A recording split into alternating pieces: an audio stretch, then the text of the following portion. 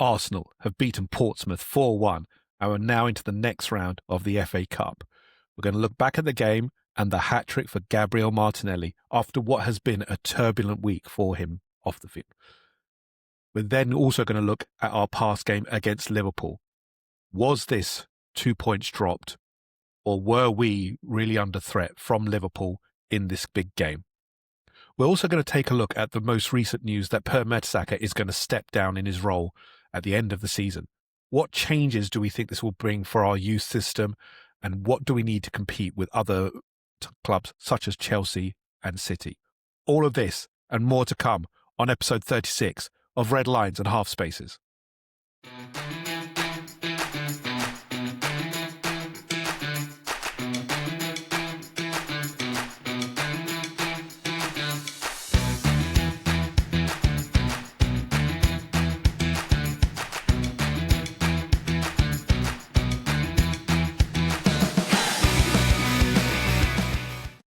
Welcome to episode 36 of Red Lines Half Spaces. Games are coming thick and fast. We have just finished our game at Fratton Park and we've gone through to the next round of the FA Cup, our cup. We know it's ours. The Emirates Cup is named after us as well. But here's someone who's going to talk about our dominance and how we perform and our cup. And that's my co-host, Joe. Joe, how you doing, my friend? I'm very well, Yem. I'm very good, mate. Very well. Nice to sort of get that quick Portsmouth response in after the Liverpool game, which I'm sure we can go into. But no, it's nice. Nice weekend. Easy. It's nice to have a game where I felt very relaxed at what was going on. No, you didn't. Not after 3 minutes. You didn't feel relaxed. Honestly, mate. There was never a part of me that thought that game was kind of in any doubt. So, yeah, it was just quite nice, man. I know we're behind, but I thought, it'll be all right. We'll eventually turn this around. We did, so it was all good. Look at that arrogance. No, but we'll talk about Portsmouth. So we're going to cover the Portsmouth game. We are going to talk about the Liverpool game because it was quite significant. We're also going to talk about Bukayo Saka's new deal, which is amazing news, and we're going to talk about him and rave about him as we always do because he's such a good player. We're then also going to talk about some transfer news. Obviously, Man City have signed Antoine Semenyo. What's the transfer window going to look like for us? And then obviously we'll talk about the news that broke this morning as we record on a Monday morning that Per Mertesacker will step down as the head of youth development for Arsenal. So that's quite big news. Joe, let's dive into it. Let's discuss the Portsmouth game because that happened yesterday. FA Cup third round, always a really good weekend. I love the FA Cup third rounds because they're the weekends that things happen. And obviously things happen this weekend with Macclesfield beating the holders, Crystal Palace. Did you see that one coming, first of all? I don't think anyone saw that coming, mate. But that's why we love it, isn't it? Because things like that happen in the FA Cup. And I don't think you get that in any other country that has kind of like their cup competitions. Like it just never happens, does it? But in England, and in the FA Cup especially, it's a regular thing that someone gets a giant killing. And unfortunately for Palace, it just turned out to be them after the brilliant sort of run they had last year to win the FA Cup. It was crazy, wasn't it? Macclesfield. Yeah. What a result for them. Unbelievable. Amazing. Now I hope we get Macclesfield at home so that we can batter them. No, but also as well, Mansfield went through, didn't they, as well last night? Beating Sheffield United. And they really good result for them as well. They played really well. Sheffield United did not turn up at all. But obviously some teams did not make it, such as Exeter, who got battered. And I mean battered by City. There was no compromise, was there? No mercy, as they say. If you've watched Karate, no mercy.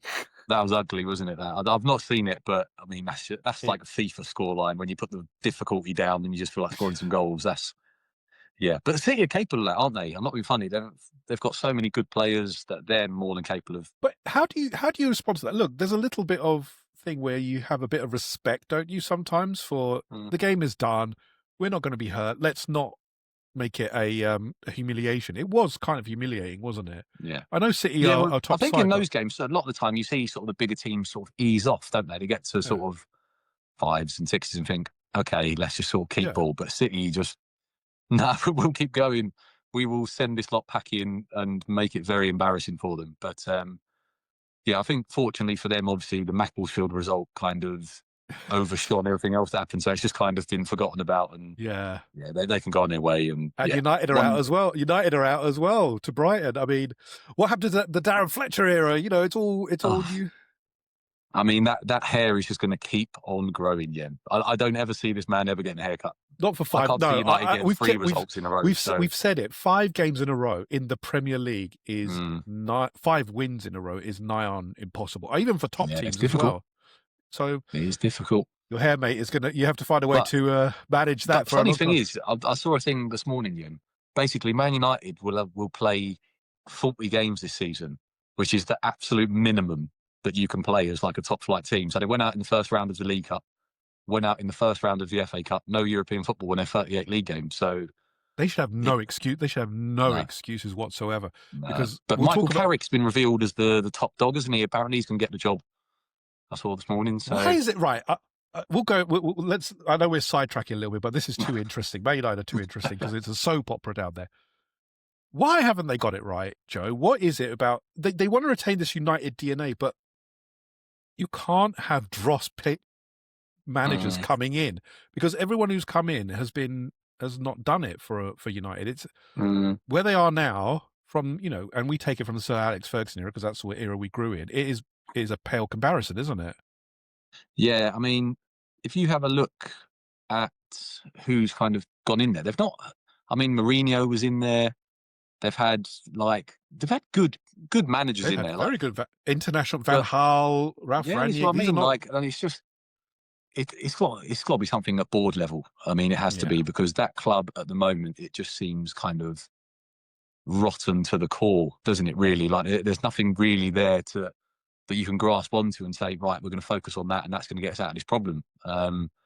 Seems like Ineos coming in was going to be like the thing that changed it around, and that doesn't seem to have done anything at all. If anything, apart from make more people miserable, with redundancies and all this kind of cost cutting. Yeah, it's mad, man. I've got no idea how you fix that, because that seems like it needs new ownership. It just needs a complete restart at United, I think, because at the moment they're kind of, everything they do is wrong. Basically, they can't get results on the pitch. Off the pitch, the fans are unhappy.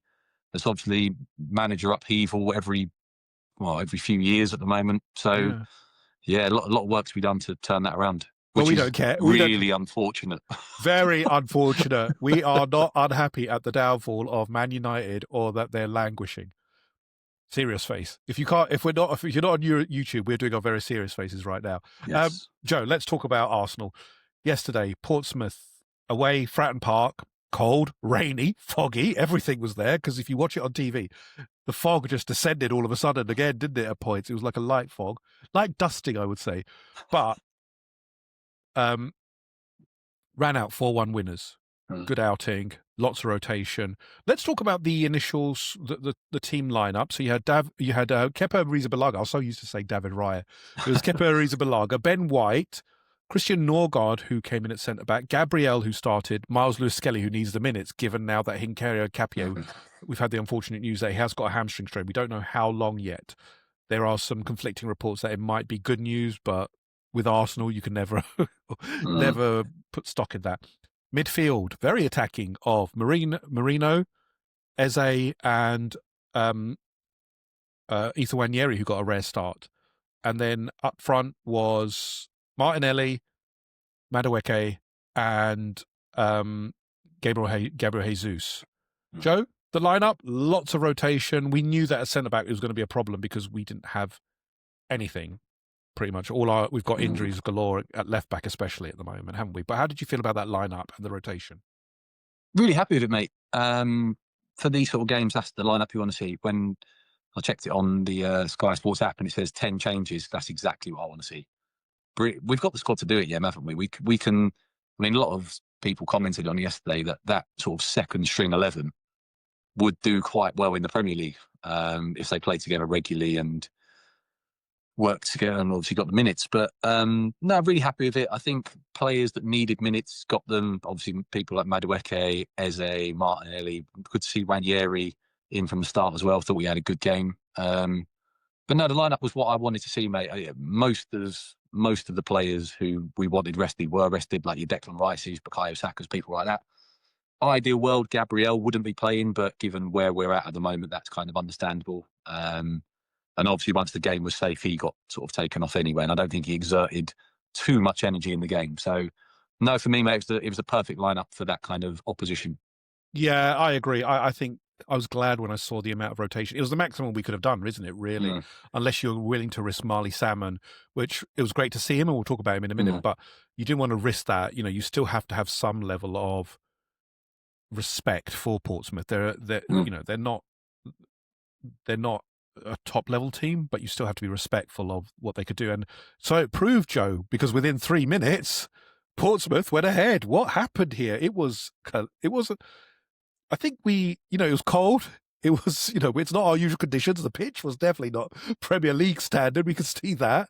You kind of expect that in the FA Cup. But on 3 minutes, they literally went for the long ball, made it awkward for Arsenal, and they got the goal through Bishop, wasn't it?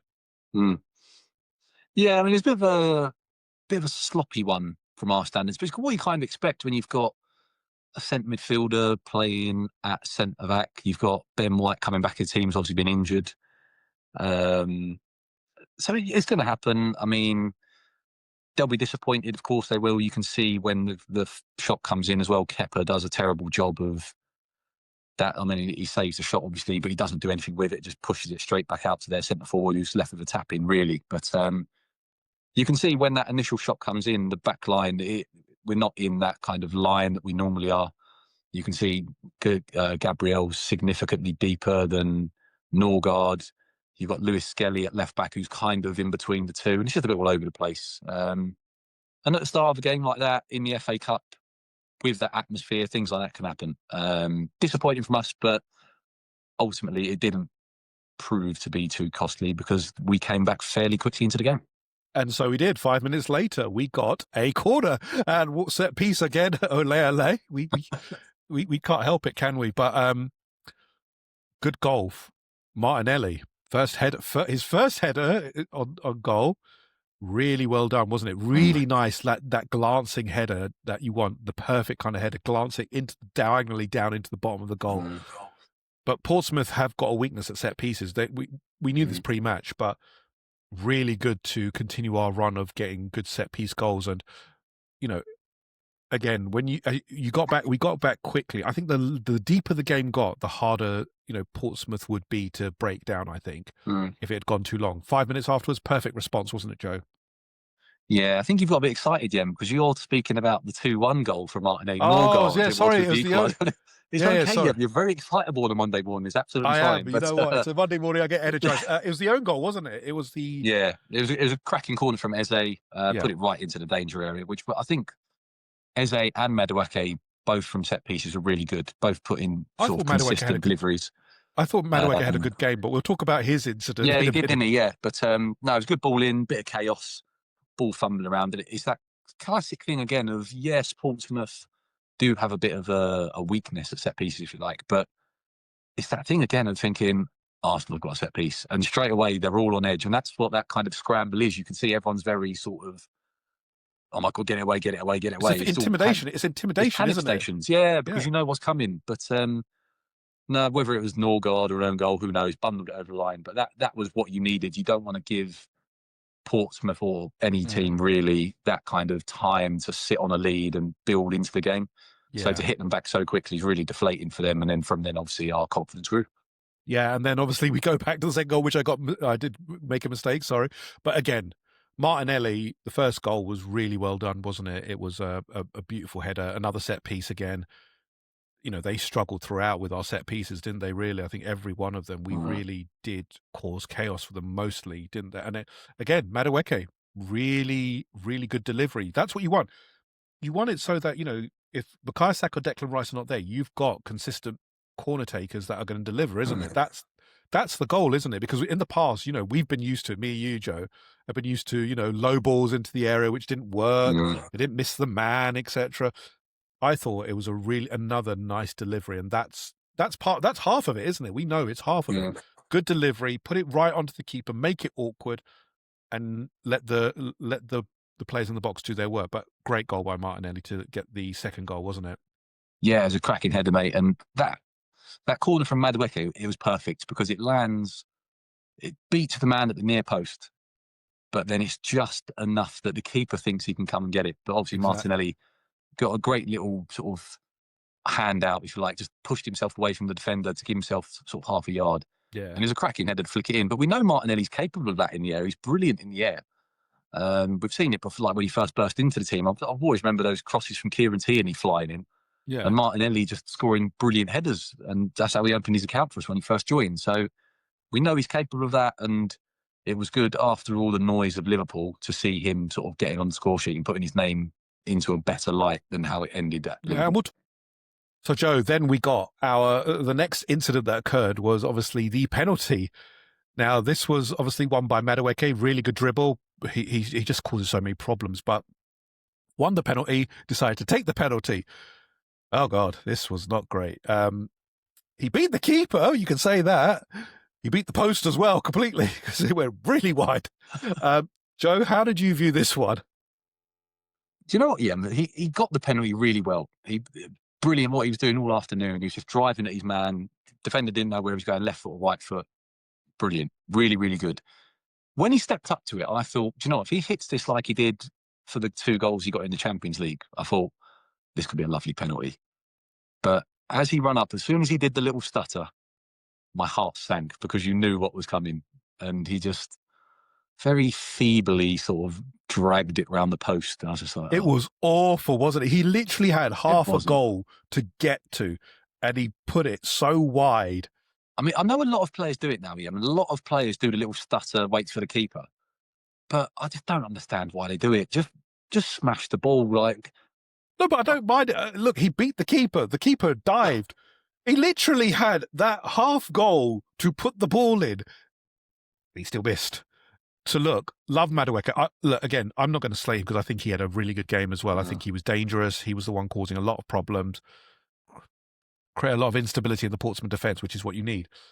But his penalties are not great. I think there's work to do on the shooting front. I think we shall we very quickly move on to the second goal, do you think? Shall we? Yes, I think we should. The second goal was another Martinelli goal, this time a cross from Jesus, who really got away from his man well. It was really well done. And Martinelli with good instinct to come in at the far post, getting in and scoring that goal. Another good goal for Martinelli, isn't it, Joe?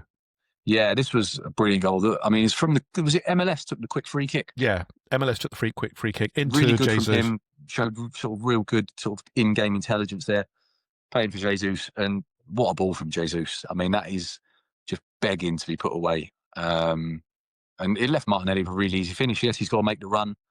Yes, he's got to be there. And the slide as well. But yeah, brilliant. He's really got good goal. Instinct. But the thing is, Martinelli has got that kind of striker's instinct. He has that knack, doesn't he? And I find it strange that we haven't thought about, and I know we tried it on occasion 1 or 2 times, but why we're not looking at him as a striker, you know, I keep saying he's not really a winger. He doesn't do well on the wing when he's asked to dribble. He's better as an inside forward. He's got such good movement and his shot is really good. I just don't understand why we haven't gone for that kind of approach. No, I wonder if there's a question that might be posed to Mikel in sort of his upcoming press conferences, because like we said, we've seen Martinelli do this before. Like he looks really good in those kind of central positions. He knows where the goal is, can finish really well. I know he has his moments when he doesn't. The first half, you could say that obviously the one where he hit the post. The one where he just obviously great first touch but put it wide. So he gets in the right positions. His movement's brilliant. He knows where to be. Might need to sort of refine his finishing a bit, but he's definitely a player who in certain games could play in that role for us and be really effective.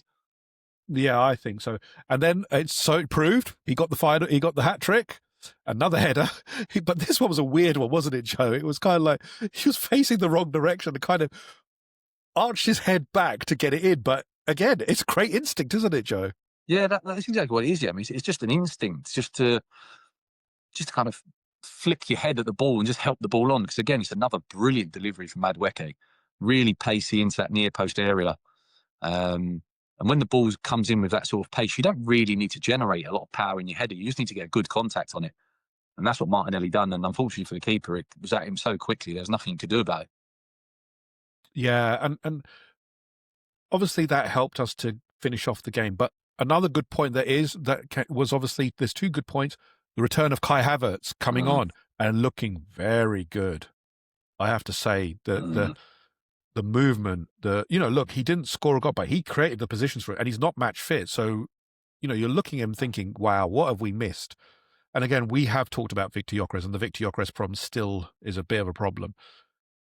But Kai Havertz is a big plus, and it's a big plus for the title run-in, isn't it, Joe? He looks like, we've missed him so much, and people keep forgetting what a clever player he is. And even Mikel in the post-match presser was like, he's got this kind of helicopter view. He knows where to go and how to stretch defenses. He looked really good, didn't he? Even for this brief run out. Yeah, I mean, he's just very secure with his first touch and like his link-up play, and it all just helped the team look.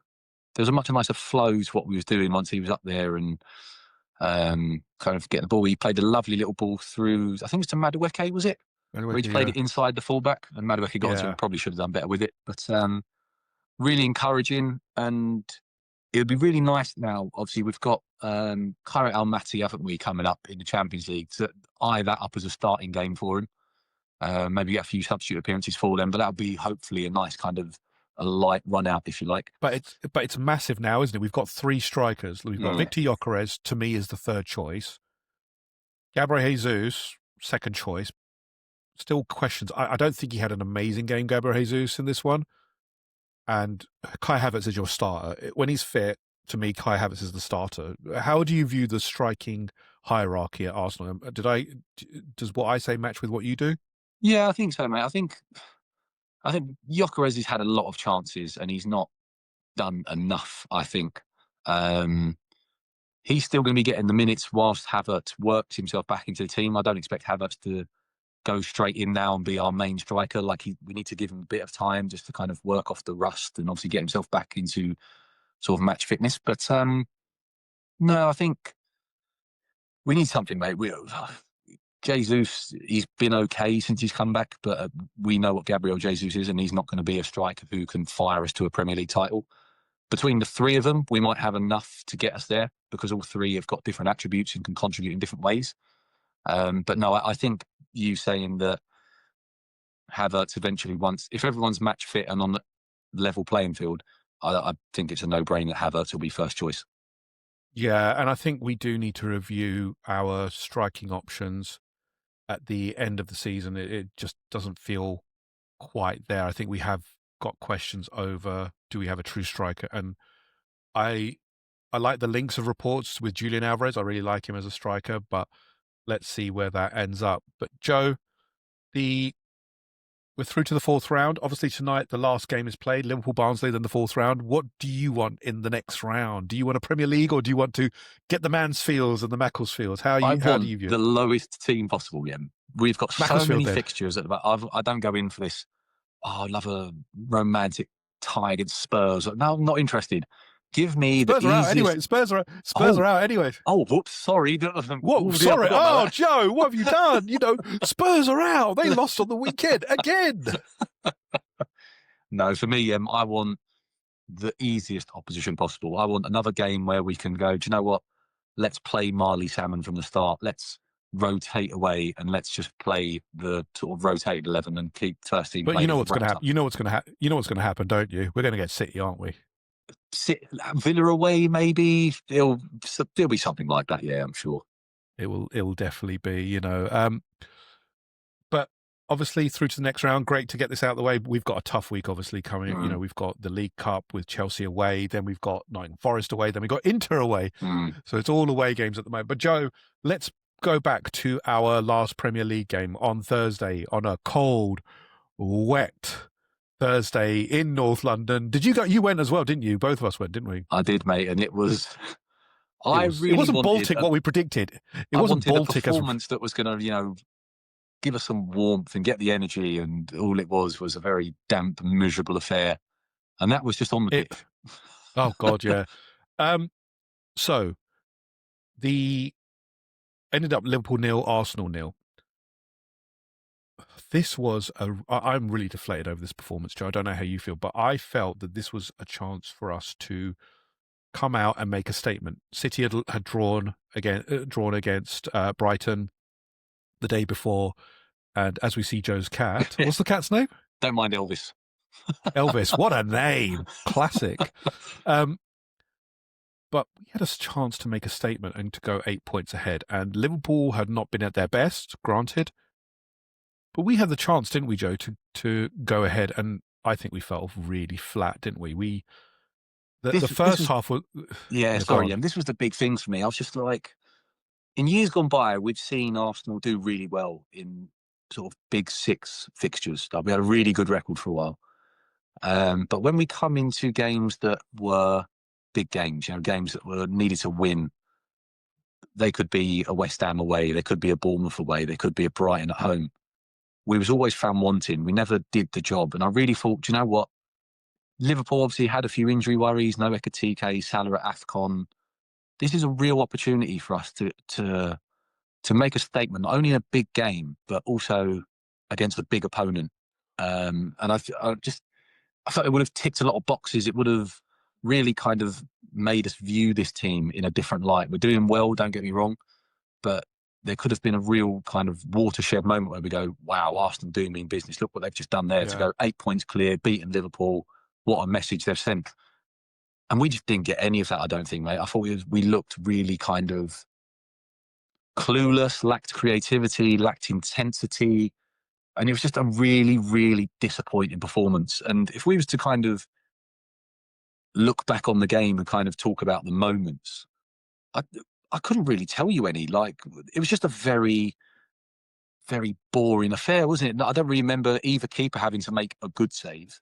The problem is, Joe, the first half, and I've said this on a number of occasions, we were dominant in terms of possession, but we didn't create any big chances, did we? We were very low volume, big chance. And this is generally a problem across the season. We dominate possession, we constrict teams, but we do not create enough big chances for ourselves, do we, Joe? It's one of the biggest failings that we have as creativity-wise. There are concerns. And this was the first full team. For the first time in a long time, we actually had a stronger team than Liverpool, because in the past, even at Anfield this season, we have had injuries and problems, but we had our full-force team. The second half was the weirdest second half I've ever seen from Arsenal, and it could be because of tiredness, because I look at Declan Rice, for example, and he was dead. He couldn't move. He barely could move, and that's not Declan Rice at all.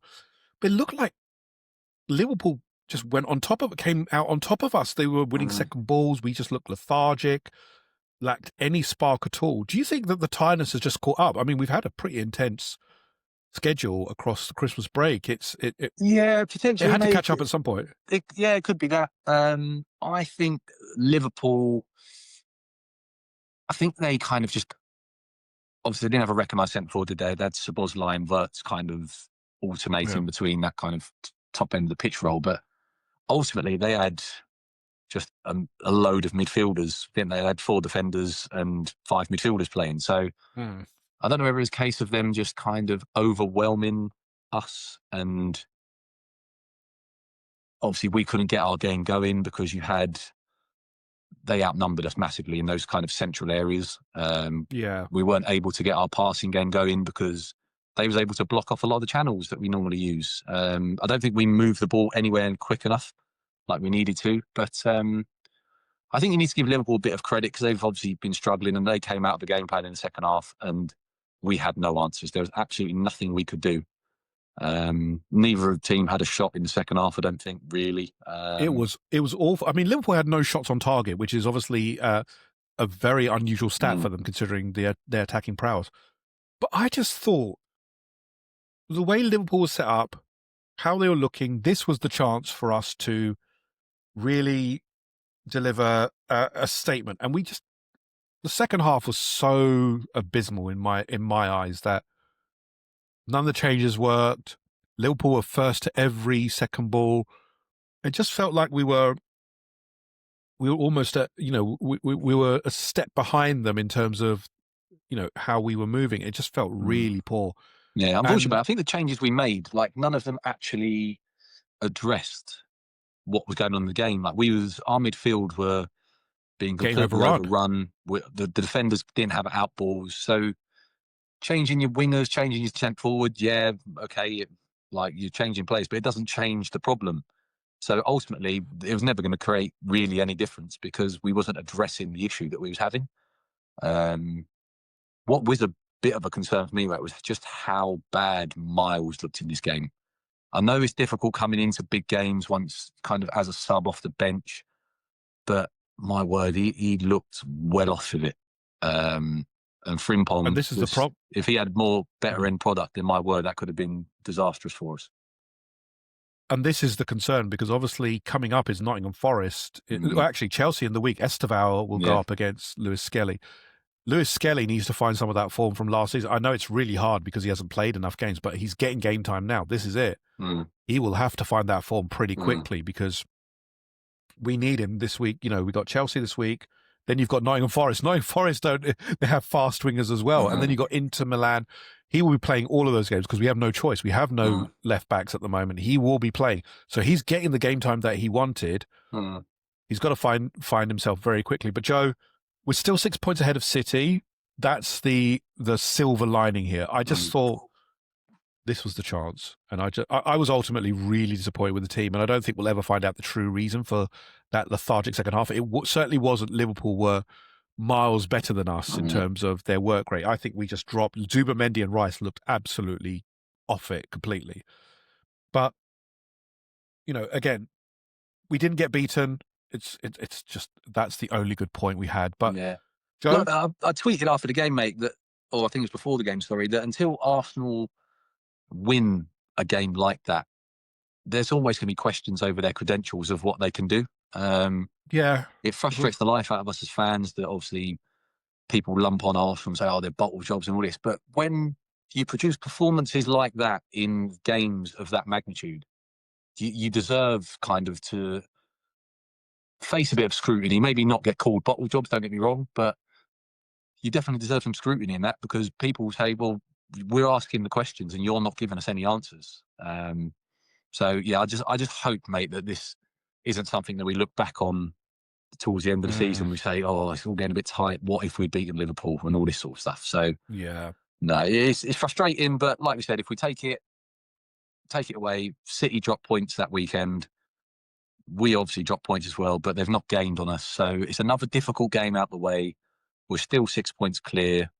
Let's just move on quickly to our next league game and let's just make sure we win that and build another run of consecutive wins because ultimately that's what's got us into this position. Yeah, and obviously it's not ideal, but you don't want to lose against your big rivals. That's exactly the main thing. Yeah.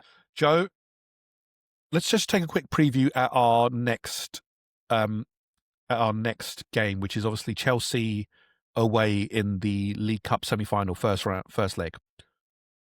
Chelsea with a new manager in Liam Rosignol.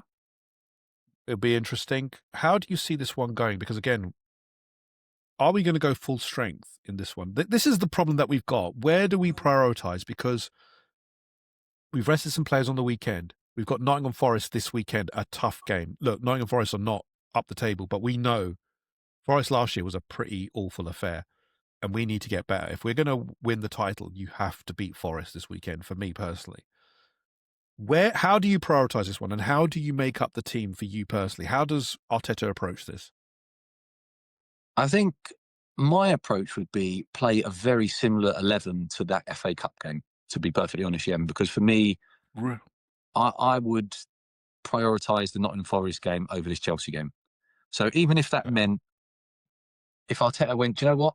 Let's just go there, be really we're putting an ugly performance. Let's just go there. Let's just not concede goals. If we draw 0-0, fine. If we lose 1-0, not ideal, but okay. But let's just go there and maybe put in like a really stodgy performance. Just get through the game, play sort of a mixed bag, if you like, and just keep those fresh legs for the Forest game at the weekend. I don't think for 1 minute he will do that. I think he'll go quite strong. I think you'll see Timber brought back in. I think you'll see Saliba brought back in. At the end of the day, it's a semi-final of a cup competition.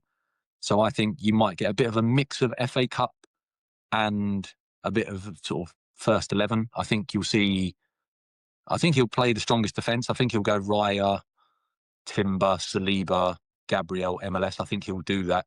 You might see maybe a bit of rotation around some of the forward positions, maybe in the midfield as well. But I think you'll see a very strong kind of team going into that, which we're not really used to in this competition. Yeah, it'll be interesting because again we've got the options. One player actually I forgot to mention in the Portsmouth game, who I thought actually had a really good game, was Mikel Merino. Actually, Mm, very quietly effective. And I wonder, he played in that six, and obviously we need to give some relief to Zubamendi and Rice. mm, I thought he was really effective in, defending and transitioning the ball out. He knew how to give it off quickly, and he wasn't doing anything too flashy. Would this be an option do you think, for the League Cup game, given that Chelsea will probably have Caicedo and Fernandes in midfield? mm, I think it's not a bad option because, again, I get the feeling that Rice and Zubamendi just need to have respite as much as mm, possible. Again, we've got big games coming. I would prioritize Inter and Forest, certainly. Forest is the first priority, but Inter, big team, you want to show your best against them. You've mm. got Kara Almaty after that. That's when another rotation option comes. How do you assess where we go in midfield with the Chelsea game in mind, Joe? Yeah, like you said, Matt, I think Marino had a really good game playing that number six. So don't get me wrong, it is Portsmouth, they are lower league opposition. You'd expect someone of his ability to be able to do that role comfortably against that opposition. But no, he looked good, mate. Like we said, kind of just sitting in there, just picking passes, just keeping the ball moving, ticking it all along. He done really well, so I wouldn't be totally against that against Chelsea. Will he do it? I don't know. I think you might see Rice come back in. Much I to just worry about Rice because he looked absolutely dead at the end mm, of the Liverpool game, and that's, in the second half of the Liverpool game, sorry. And I just don't, with the games coming up, where do I prioritize Rice? Because you need him in the squad, yeah, against Forest. You absolutely need him and Zubamendi at their best because Forest will try and overload us. And, you know, where do I would, as you said, Joe, I would prioritize the league over this, mm. League Cup. As our good, as I keep mentioning to our good friend Wayne, this is the Carabobbins to me. This is not my priority. No, I don't. Don't get me wrong, mate. I've always very much been not bothered about the Carabao Cup. I'm really not into it.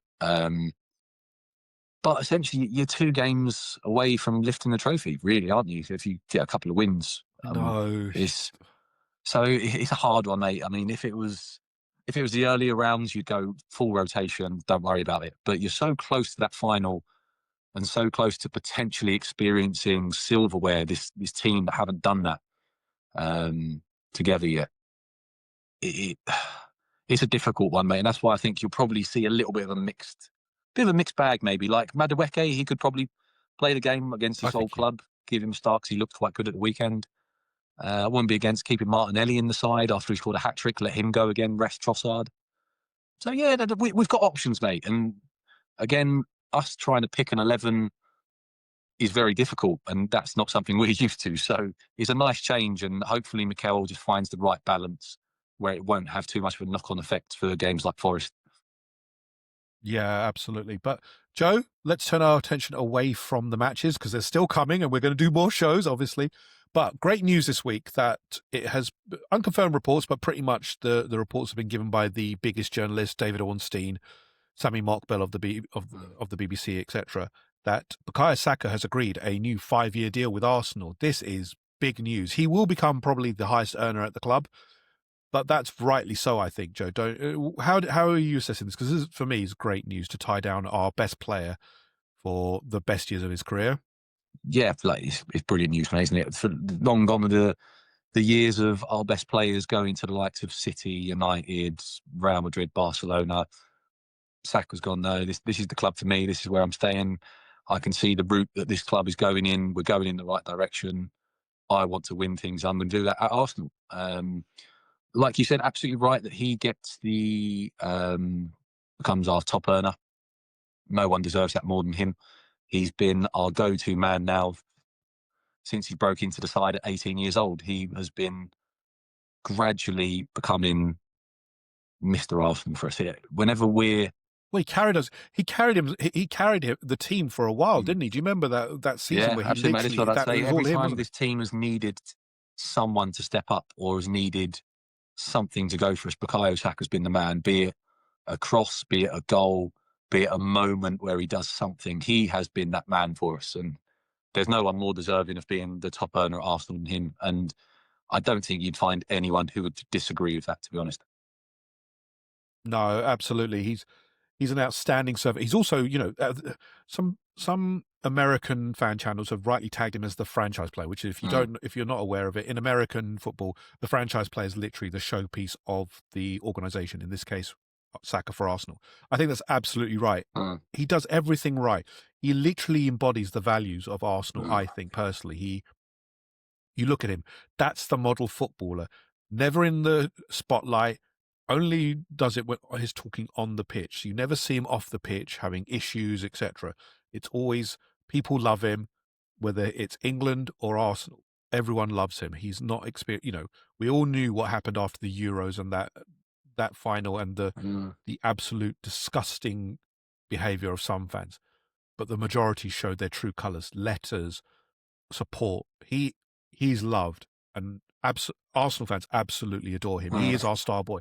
He's now the star man, but I'm so happy that we got this contract done, as well as all the others. We're now looking to the next set of contracts, which is obviously Declan Rice and Jurrien Timber are on the books at the moment. And I think that's the key, isn't it? To keep making sure that our key players are locked down, because the two who are coming up are absolutely key. All of them are key. You want to make sure that we have that core for the next couple of years. If we do win the title, fingers crossed, you want to keep it going. We're not just doing one and done, hopefully.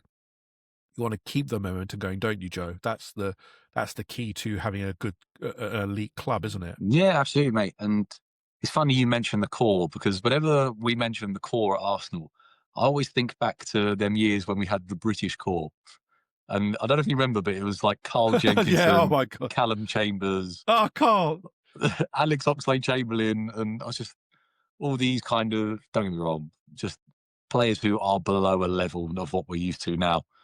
And at the time, it was, the British core are brilliant. And you look at it now, and back at the pictures, you think, oh my God, we were really in the mud, weren't we, when we thought that was going to be. That we had Carl Jenkinson as the British thought that was going to be the kind of the was... players to get us out of that hole. What were we thinking? But no, mate, in terms of this, it is brilliant. Berta obviously is doing a fantastic job of tying down these top players for us. Saliba is obviously there now. Saka, the next one's followed. Timber sounds like he's pretty much done and ready to go as well whenever he wants that announced. So it's brilliant. It just continues the project of what we're doing, mate, and shows that this is going in the right direction, and people are all still fully buying into what we're doing, and they will believe that eventually, hopefully this year, this team will win the big trophies. Yeah, and that's going to be the key thing. We have to demonstrate trophies. William Saliba said it as well. I'm here to win trophies with Arsenal. It's not just doing it for the money's sake. If it was money, they can go anywhere. Joe, transfer window is open. We haven't talked about this yet. One big transfer has gone through, obviously, the transfer of Antoine Semenyo to City. Scored a goal, got an assist on the weekend, looked very good. 65 million, 480 million spent in the past two windows by City, but no one has batted the eyelids. You know why, obviously. But how do you assess the transfer of Semenyo to City? Is it a game changer for them in terms of the title race, or is it kind of adding to what they already have? I don't think you can argue it strengthens them, Yen. Obviously, they've got a lot of options. They've got a lot of players who can play sort of intricate passing and find little gaps, but Semenyo is different. He's a player who's going to run at people, got the power, he's got pace, can score goals. We saw that, obviously, to Spurs' detriment. But he will make them stronger, and he's another. With Foden, the way he's been playing this year, he's been looking really good. You've got Haaland who's doing his stuff, and now you add Semenyo to the left-hand side over there. It's a formidable attacking line, mate. The only thing I would caveat is that I don't think the attacking areas is where City have found their struggles this year. I think it's been more defensive. So, they've got defensive issues now, because obviously Gvardiol is now out for the rest of the season by the looks of it, with a leg break. And then Ruben Dias is out for 6 weeks, obviously, as we talked about. They're obviously linked with Mark Gahey. We have been linked now with Mark Gahey, which is interesting, but we're looking towards more of a summer piece. Joe, there's two lines of thought here. Mark Gahey has the opportunity to make a lot of money for himself by waiting till the summer. And he can make even more money, because what's going to happen is obviously he's going to play for England in the World Cup. If he has a good World Cup, which he will, because he's a good player, he can demand a lot more money, can't he? And his pull and his reach will be much more. Gay could obviously move to City now. City are desperate for defenders. We know that because the injury to Guardiola is quite significant. But could City could do their financial jiggery pokery and that we all know that they do and get him. Where do you see, for example, Gay and then obviously we'll talk about Arsenal's requirements, but we're clearly looking at him as a summer transfer, aren't we? Do you think this is a good move? I mean, obviously we've got Gabriel who plays left centre back for us, but Gay is an opportunity. It's kind of like the Sol Campbell opportunity that you say, look, for the longevity of the football club, that's a good move, isn't it? How do you assess this one, Joe? Yeah, and I think if you're looking at potentially moving MLS back into that central midfield position, which they might be doing now, you can then obviously have Hincapié and Calafiori as your two left-back options. You're then they've got Gahey and Gabriel as your two left centre-half options. Mosquera can swap over with Saliba, and then you've got White and Timber as your right-back options. So that might be what they're looking at. I wouldn't be against it at all. Yes, you might obviously have to pay him a bit more in wages, but getting players like that without having to pay a transfer fee is a no-brainer. It'll just come down to whether he wants to see out the season with Palace, which he may well do. He doesn't seem like the sort of player who would jump ship straight away, because obviously we saw kind of how the transfer to Liverpool didn't happen in the end. Seems like he's going to make a ton of money as well, isn't it? He'll make a ton of money in the signing on fee, won't he, if he leaves it to end Yeah, of he will, season, but I'm not sure if that's something he's motivated by. He doesn't strike me as that sort of person. I could be completely wrong. Obviously, we're only looking in from the outside, but he seems kind of like a similar mindset, if you like, to Eze. I know Eze obviously had the Arsenal links, but he didn't seem someone who was chasing money. He kind of he's got a good moral stand, as it we know all about him. And I wonder if he's the same, which then could obviously lend itself to Arsenal, because there have been reports that he'd rather stay in London. And if he sees what Arsenal, and there's only one club in there's only one club in London, and we all know that. This is the thing, Chelsea, mate. If Arsenal, you're not going to go Chelsea. If Arsenal do what they've been doing in the second half of the season that they did in the first half, and they pick up some trophies come the end of it, Mark Gay might be thinking, I want to be part of that team. I want to go win something. So it'll be interesting. It could potentially come down to how much money City throw at him, because obviously everyone has a price, and at some point everyone goes, fine, that's too much, I'm not turning that down, and it may come to that. But no, let's see. It's a good link for us. I think it's an interesting link, but I think we'll just have to wait and see how it develops, mate. Where do you see it? So come on, Joe, give me your prediction. Where does he end up? 2-1. Where's he going to end up? Let's go. I'm going to be bold and say he comes to Arsenal in the summer. Oh, see, I think you'll go Liverpool. I think Liverpool came in for him. They've maintained the link with him. I think it will be a summer transfer still, but I think he'll go Liverpool. Just get the feeling he will be a first choice there. Yeah, I think that's the argument, that might. Yeah, it is, and again, they need him, but let's see where that ends up. But Joe, the winter window is always a notorious one, isn't it? We don't really buy. Most clubs can't buy because it's overpriced. There's very little there. Obviously, you've got desperate signings. For the first time in a long time, I don't feel we need anything particularly, unless it's an amazing opportunity that's come up. And obviously, we deferred on Antoine Semenyo. We know that if we had come in, he would have probably joined us because of his boyhood affiliation with us. But it just doesn't feel like we're in the market unless there's one of our summer targets becomes available and is obtainable, isn't it, Joe? Because we don't need it. The squad is absolutely stacked. No, We've just got, like you said, mate, the squad's temporary injuries, haven't we? Yeah, the squad's stacked up. I think we're very happy with where we are. Don't get me wrong. I think in an ideal world, some people might want another centre forward, but that's not going to happen because you've bought Gyökeres in the summer. So you're not going to buy another one now. And we know you don't get sort of the quality that you need at this time of year anyway. So, no, we're in a good spot, mate. And it's quite nice to add into a window where we think, do you know what, this team are in a good place. We're not crying out for anyone. We're not in desperate need of anything. But if something comes available, we'll respond to it and we'll go from there. Yeah, I think Berta's working, obviously. Berta, we know he's a wheeler dealer. He loves it. He loves this kind of thing. And we know if he finds something, then he'll go for it. But I just don't think there's anything that's going to be standing out, apart from the Mark Gahey deal, unless something visualizes there. I know we have a long-standing interest there, but again, the summer just proves, if he says no and I'll wait for summer, then we'll absolutely be in the mix for that. But I just don't see anyone else at the moment. As you said, Joe, the striking options are very limited. Even in the summer, it was limited. I think the links to Julian Alvarez in the summer are very concrete. I like Julian Alvarez. I think he would actually fit very well. But obviously, you've got the problem of Victor Gyökeres. We paid a lot of money for him. So let's see how that nets out in summer. Joe, we'll leave the transfer window for now, and we'll go focus on the final item, which is the news that broke this morning as we record on a Monday morning, that Per Mertesacker will stand down as the head of youth development at Arsenal end of the season. I would say, Joe, that our youth development has been interesting. We have some absolute gems who have come out. We know that Miles Lewis-Skelly, Ethan Nwaneri have made it into the first team. Max Dowman is also there. But there have been concerns around the youth setup that, A, we're not competitive in the youth leagues that we play in. B, we're not as profitable in terms of our youth players as your cat tries to attack you. He's just emails on the feature. Go on, get out of here. Sorry, mate, carry on. We're on Cat Watch this week. But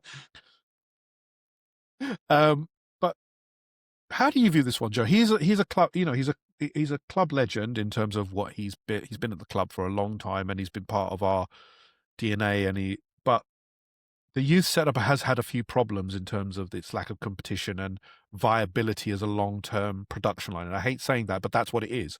Youth football is you pick out the gems and the rest you sell on. But we really haven't been able to sell anyone on, have we, really, for significant fee, like a City or a Chelsea do. So how do you assess this news and our youth setup in general? Because obviously you've got that background in the youth kind of world, youth football world, haven't you? Yeah, and I think he's done a really good job, to be honest. I think it can be improved, don't get me wrong. But I think when you look at the amount of Hale Enders who are currently operating in the Premier League, they might not necessarily be Arsenal. Obviously, we've got Bukayo Saka is the standout name for us. But you've got MLS, Easton both coming through. But then if you look around the Premier League, you've obviously got Emil Smith-Rowe, who's doing quite well at Fulham. You've got Eddie Nketiah, who's sort of the backup choice at Palace now. You've got Joe Willock, who's had his injury problems, but he's been really good for Newcastle. So there's plenty of names that have done it. Like you said, there's a lot of questions over if this club should be doing more financially with these kind of young players that come through. But again, would that be a Mertesacker thing? I'm not sure. I think that'd fall into another sort of more transfer-orientated department. But if you look at the players who have come through kind of while he's been that sort of head of Hale End, I don't think you can really question his work, mate. And the academy, I think it went through a bit of a lull, didn't it? There was a long time where we didn't really see any young players coming through. And then we had sort of Emil Smith-Rowe, Bukayo Saka, Reece Nelson, all kind of bursting through, Joe Willock around the same sort of time. And that was under the Per Mertesacker kind of stewardship. So really good job. I think he'll be missed. He's obviously an Arsenal man. By the sounds of what he said on Arsenal.com, he's got sort of his eyes on other things and new challenges he wants to go and dip his toe into. Which is fair, isn't it? He's been with us. Absolutely fair. He's been with us for for a number of years. Yeah, 8 years he's been doing that job for. That's a good stint.